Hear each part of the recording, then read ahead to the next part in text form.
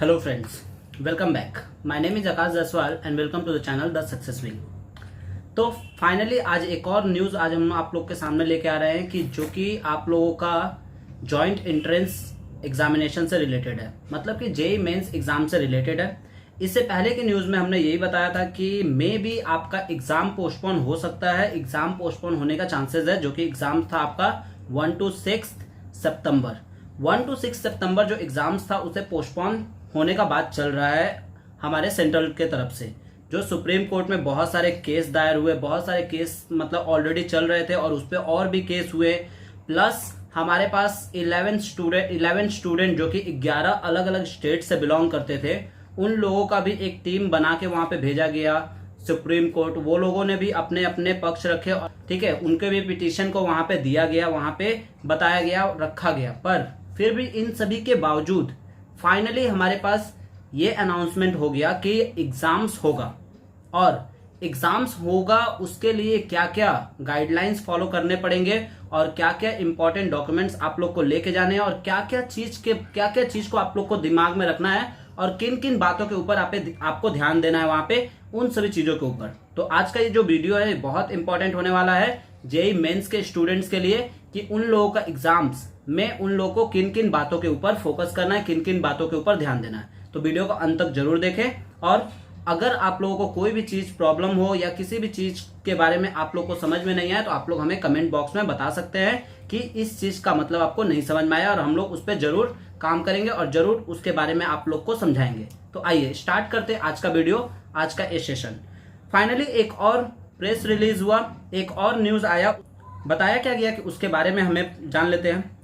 With JEE mains 2020 approaching near, aspirant must be wondering about the various exams day guideline which have been followed to ensure maximum safety and smooth conduct। बताया गया ये कि जो हमारे पास JEE mains का exam है 2020 का, उसमें वो बहुत ही सेफ्टी और बहुत ही स्मूथली कंडक्ट कराया जाएगा। अब उसको कंडक्ट कराने के लिए क्या क्या स्टेप लिए जाएंगे उसके बारे में जानिए। This year owning the COVID-19 outbreak and nation-wide lockdown, additional guidelines and security measure has been included in the guidelines set by conducting authorities. Students are advised to follow the examination day guideline of JEE Mains 2020 B to be listed in the admit card, जो कि उन लोगों के admit card में पहले से ही वो attach कर दिए जाएंगे कि क्या क्या गाइडलाइन को फॉलो करना है और क्या क्या गाइडलाइन को देखना है। उसके बारे में पहले ही हम आप लोग को बता देते हैं कि क्या क्या गाइडलाइन होंगे। और ये एडिशनल गाइडलाइन, कुछ एडिशनल गाइडलाइन उसमें ऐड किए गए हैं जो कि आपका कोविड-19 2020 के आउटब्रेक की वजह से हुआ है, जो कि बहुत ही ज्यादा फैलने की वजह से हुआ है।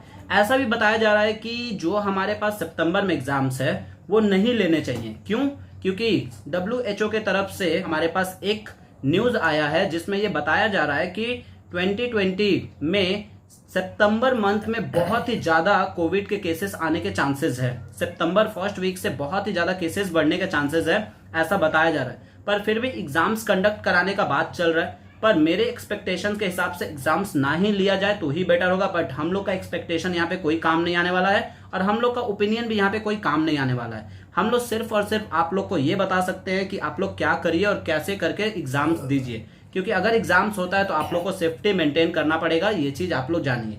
तो चलिए डिस्कस करते हैं कि क्या क्या सेफ्टी हमें देखना है और किस किस बातों पे ध्यान देना है और उस एडमिट कार्ड में क्या क्या सेफ्टी के बारे में बताया जाएगा। तो सबसे पहले तो यहाँ पे important exam day guideline for JEE 2020। पहला यहाँ पे देखिए, सबसे पहले बात किस बात के ऊपर डिस्कस किया गया। ड्यू टू कोविड-19 a lot of time and precautions will be taken by the conducting authorities which will lead to more times begin consume in security check and sanitizing। ज्यादा टाइम उन लोग को दिया जाएगा उन लोगों के सिक्योरिटी चेक में और सैनिटाइजिंग में, मतलब कि हर एक स्टूडेंट्स को पहले ही एग्जामिनेशन सेंटर बुला लिया जाएगा। दैट मीन्स 1 आवर पहले सेंटर बुला लिया जाएगा, उसके बारे में बताया जा रहा है। Therefore, the candidate are advised to come at least 1 hour early to the center। ये पहले ही मैंने बता दिया। According to NTA Director Vinit Joshi, slot will be allotted to the candidate to arrive at the center। ठीक है, normally पहले ही centre बुला लिया जाएगा और पहले ही उन लोग को सीट अलॉट कर दिया जाएगा। These allotted slots should be followed by the candidate and they should arrive only eight there design time, make the entry process smoother. और उन लोगों को क्या किया जाएगा, बहुत ही सिस्टमेटिक वे से बैठाने के लिए डिजाइन किया जाएगा, बहुत ही अच्छे से डिजाइन किए हुए सीट प्रोवाइड किए जाएंगे, जो कि कोविड-19 के केसेस को देखते हुए ये सभी चीज बताए जा रहे हैं यहाँ पे। दूसरा यहाँ पे बताया गया कि टू एंटर द एग्जाम, ठीक है, exam centre the candidate will be required to show their. पहले जब एग्जाम सेंटर में आप लोग एंटर करेंगे तो आप लोग को क्या क्या वहां पे शो करना है। सबसे पहले जेईई मेंस 2020 एडमिट कार्ड आपको शो करना है along with the identity proof, किसी भी एक आइडेंटिटी प्रूफ के साथ। No other items will be allowed inside the examination centre, और कोई भी आइटम्स को अलाउड नहीं किया जाएगा। No bag will be allowed inside the examination hall, examination hall में बैग भी अलाउड नहीं किया जाएगा। Candidate should maintain social distancing and immediately take there design seat once they enter the examination hall. और जैसे ही स्टूडेंट्स एंटर करेंगे examination hall में, उन्हें अपने डिजाइन सीट पे जाके बैठ जाना है इमीडिएटली, बिना टाइम को वेस्ट करते हुए। अब उसके बाद से पेपर 2 में, मतलब कि स्टेप 2 में क्या बताया जा रहा है।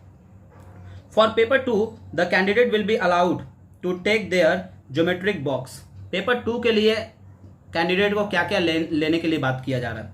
पहले तो वो लोग ज्योमेट्री बॉक्स लाना अलाउड किया गया है। कलर पेंसिल एंड क्रेयॉन्स ये भी अलाउड कर दिया गया है ले आने के लिए, ठीक। कलर पेंसिल और क्रेयॉन्स के भी बारे में बोल दिया गया कि वो भी ला सकते हैं। No water colour will be allowed, water colour allowed नहीं है, उसके बारे में बताया गया।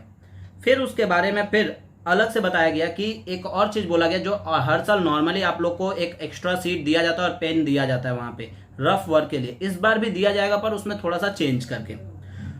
बोला गया a blank paper and pen pencil will be provide to the candidate for rough work, however the paper has been returned to the investigators after the exams is over.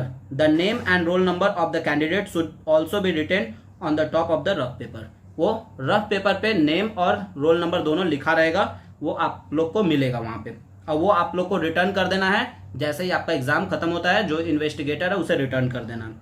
During attendance candidate should make sure that their signature and photo are properly attached. और जब उनका attendance होगा उस समय उन लोगों को signature और फोटो को मेंटेन करके अटैच करना है। और दूसरा चीज बोला the thumb impression should not be smeared, ठीक है। थंब इम्प्रेशन को हमको स्मर्ज नहीं करना है, मतलब कि अच्छे से बैठाना है, उसे फैलाना नहीं है, ठीक है। उसके बाद से बोला गया guidelines for parents and guardians. देखिए यहाँ पे जो हमारे पास एनटीए है, एनटीए के थ्रू ये भी प्रोवाइड किया गया कि जो गार्जियंस आएंगे बच्चे को लेके, उनके लिए भी गाइडलाइंस दिए। उनके लिए क्या क्या गाइडलाइंस दिए देखिए। The parents and guardians will also be required to follow some guidelines which will soon be official announce by NTA. ये भी बहुत जल्दी अनाउंस कर दिया जाएगा, पर फिर भी उसमें भी कुछ कुछ चीजें के बारे में बोल दिया गया है। Let's take a look at some of the, ठीक है। उसके बारे में सम ऑफ द मतलब थोड़ा सा कुछ के बारे में हम लोग जान लेते हैं कि वो क्या क्या चीज है, ठीक।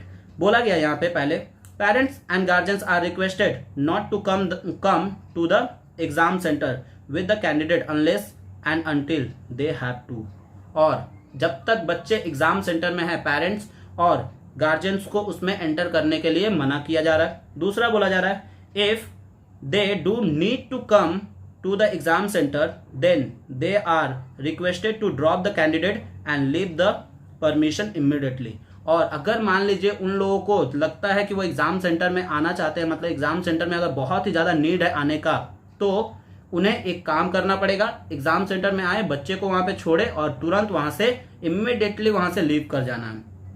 उसके बाद barricades will be put up at the centre and the parents and guardians are expected to follow the guidelines. और बैरिकेड लगाए रहेंगे पूरे सेंटर में, जगह जगह पे बैरिकेड लगाया रहेगा, जगह जगह पे सोशल डिस्टेंसिंग को फॉलो किया जाएगा। उसके बाद over crowding should not be done at the centre. ये पहले ही बोल दिए थे शुरुआत में, हम लास्ट वीडियो में भी इस बारे में बोले थे कि 20 लाख कैंडिडेट अगर जेई मेंस और नीट के एग्जाम्स दे रहे हैं तो यहाँ पे क्राउड होने का चांसेस बहुत ज्यादा है, और इसके ऊपर ही काम करना चाहिए गवर्नमेंट को। तो वही हुआ, गवर्नमेंट इसके ऊपर काम किया कि जो हमारे पास क्राउड होगा उसे नहीं जनरेट करना है, उससे ज्यादा क्राउड नहीं मेंटेन करना है। इसीलिए पेरेंट्स को बोला, यहाँ पे गार्जियंस को एक और बात बोला गया जो बहुत सारे पेरेंट्स को फॉलो करने चाहिए, मेरे पर्सनल ओपिनियन है ये। बोला क्या गया यहाँ पे कि गाइडलाइंस फॉर द, ठीक है, डायबिटीज कैंडिडेट, उसके बारे में डायबिटीज कैंडिडेट के बारे में बताने के बाद ही हम बताते हैं कि पेरेंट्स को क्या नहीं फॉलो करना चाहिए। Diabetes candidate will be allowed to carry, ठीक है, eatable like sugar tablet and fruits, banana, apple, oranges, ये सब वगैरह वगैरह उन लोग को अलाउड कर दिया गया है कि वो लेके आ सकते हैं। उसके बाद ठीक है, एंड ट्रांसपेरेंट वाटर बॉटल भी वो लोग लेके जा सकते हैं कैरी करके। हाउएवर पैकेज्ड फूड, और उसके बाद पैकेज्ड फूड लाइक चॉकलेट, ठीक है, candied, sandwich will do not, मतलब ये सभी चीज जो पैकेज्ड फूड है, जो पैकेट में हमारे पास आता है, वो सभी फूड अलाउड नहीं है। उसमें सैंडविच, चॉकलेट, कैंडीज, ये सभी चीज को अलाउड नहीं किया गया है, ठीक है, इनसाइड द एग्जामिनेशन हॉल। तो ये सभी कुछ बातें हैं कि जो कि हम लोग को फॉलो करने हैं ये 2020 जेईई मेंस के लिए। और पेरेंट्स को मेरा यही ओपिनियन है कि आप लोग कोशिश करिए बच्चों को एग्जाम सेंटर के दूर से ही छोड़ दे, एग्जाम सेंटर के पहले ही छोड़ दे, जिसके वजह से एग्जाम सेंटर के पास क्राउड नहीं होगा, एग्जाम सेंटर के पास से ओवर क्राउडेड नहीं होगा। तो ये चीज को आप लोग फॉलो करिए। और जैसा कि देखने में आ रहा है जिस तरह का सिचुएशन है, उसके बाद तो आप लोग समझ ही सकते हैं कि क्या करना चाहिए, किस तरह से करना चाहिए। तो यही था आज का अपडेट, इसी के बारे में हम लोग डिस्कस कर रहे थे और इसी के बारे में हमें बताना था। तो फाइनली होपफुली आप लोग को समझ में आया होगा, और अगर कुछ भी प्रॉब्लम होता है तो आप लोग हमें कमेंट में बता सकते हैं। Thank you.